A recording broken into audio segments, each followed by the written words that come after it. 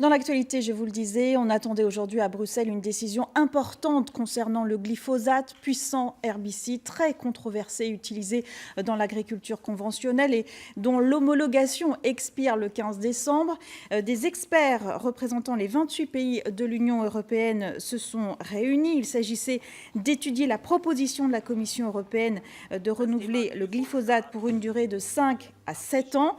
Eh bien, échec de la réunion, les 28 n'ont pas trouvé de position commune. Ils ont donc décidé de ne pas décider d'annoncer prochainement une nouvelle réunion. Professeur Serralini, bonsoir. Bonsoir. Bonsoir, je le rappelle, vous êtes professeur des universités et chercheur en biologie moléculaire à l'université de Caen et vous étudiez depuis longtemps les effets des pesticides, des polluants et des OGM sur notre santé. Votre première réaction à cette non-décision ? Écoutez, les pays ne savent plus comment faire. Ils prennent le dossier avec des pincettes parce que c'est un mélange de fraude de la part des agences qui ont recopié les données de Monsanto, qui est la grande firme qui commercialise ce pesticide, le pesticide majeur du monde, de malhonnêteté criminelle parce qu'on connaît les effets. Vous savez qu'en Argentine, des enfants ont des problèmes extrêmement graves de malformation ou des cancers à cause de ce produit. Et puis, il y a aussi un vide législatif énorme, ce qui fait que les agences européennes ne sont en charge que d'évaluer une toute petite partie du produit qui s'appelle le glyphosate. Alors justement, pour qu'on comprenne bien, de quoi s'agit-il quand on parle de glyphosate ? Est-ce que c'est la même chose que le Roundup ? Non, alors le glyphosate, c'est 30 à 40% du Roundup. Il n'est jamais commercialisé seul, donc il ne devrait pas être évalué seul. Et nous avons découvert, avec mon équipe, qu'il y avait des toxiques, des poisons cachés, 1000 fois plus graves que le glyphosate avec. Et ceux-là sont considérés comme inertes et confidentiels par Monsanto, c'est la malhonnêteté criminelle. Et je vais vous faire une révélation ce soir. Nous avons découvert de l'arsenic à l'intérieur des Roundup, qui peuvent très bien expliquer toutes les maladies des paysans du Sri Lanka qui ont des problèmes rénaux extrêmement graves. Donc on meurt de ces problèmes avant même d'avoir des cancers. Alors vous alertez depuis longtemps sur la dangerosité de ces produits. Vous avez l'impression de parler dans le vide ?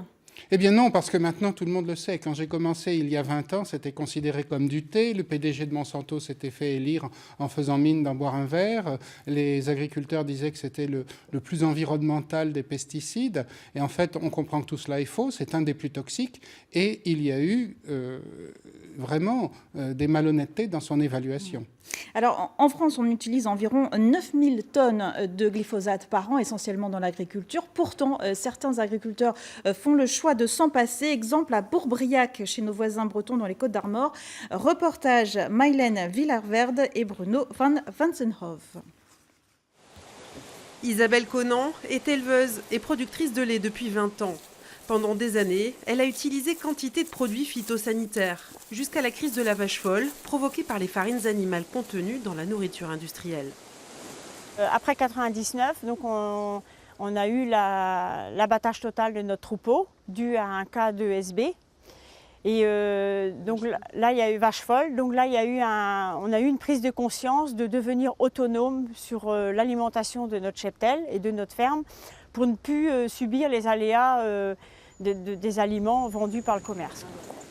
Depuis, Isabelle a décidé de privilégier le pâturage pour ses vaches et de limiter au maximum les produits chimiques. Plus de prairies, moins de maïs et surtout plus du tout de glyphosate. Il y a quelques années, on a acheté 150 litres de glyphosate. Aujourd'hui, depuis 4 ans, c'est 0 litre. Et on produit, notre bilan financier n'est que mieux et nous, on s'en porte que mieux. Isabelle a pu éliminer le glyphosate en mettant en place des rotations dans ses cultures. C'est du maïs qu'on a implanté après la prairie et la prairie a été défaite mécaniquement, pas au glyphosate. Donc, et on obtient du beau maïs sans glypho qui nous permet de nourrir les vaches en hiver. Pour réaliser cette métamorphose, l'agricultrice a pu compter sur l'association CEDAPA, mais aussi sur l'État, une aide indispensable.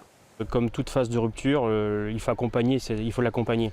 Donc il y a nécessairement une phase de transition où on accompagne les gens de ce changement. Donc dès lors, passer plutôt sur une phase de transition de 3 à 5 ans pour réduire me semble quelque chose d'opportun, ce qui permettra effectivement, en y mettant les moyens, d'arriver au final sans passer complètement.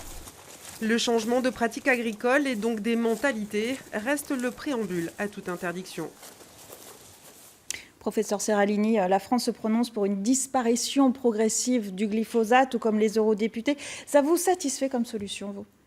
La France a raison, mais vous savez, il y a eu fraude, on devrait interdire. Quand il y a mal-donne ou effet caché, à ce moment-là, c'est une mauvaise intention à la déclaration. On a des solutions de remplacement, il faut les aider progressivement. Effectivement, on ne pourra peut-être pas sortir d'un jour à l'autre, mais il faut certainement que l'État prenne en charge les malhonnêtetés qu'il a couvertes pendant des décennies.